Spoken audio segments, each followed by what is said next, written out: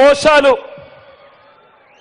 కుటిల పద్మవ్యూహంలో వీరంతా కూడా ఒక్కటై బాణాలు సంధిస్తున్నది ఒక్క మీ జగన్ మీద. మీకు మంచి చేసిన మీ బిడ్డ మీద, మీకు ఆ మంచికి మధ్య మీ సేవకుడిగా ఉన్న ఒక్క మీ బిడ్డ మీద ఇంతమంది దాడి చేస్తా ఉన్నారు. అయినా మీ బిడ్డ అదరుడు, అయినా మీ బిడ్డ బెదరుడు.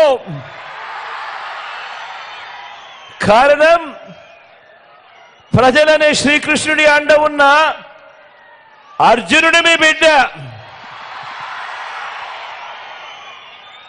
చేసిన మంచి మీద ఆ దేవుడి మీద నమ్మకం ఉంది కాబట్టి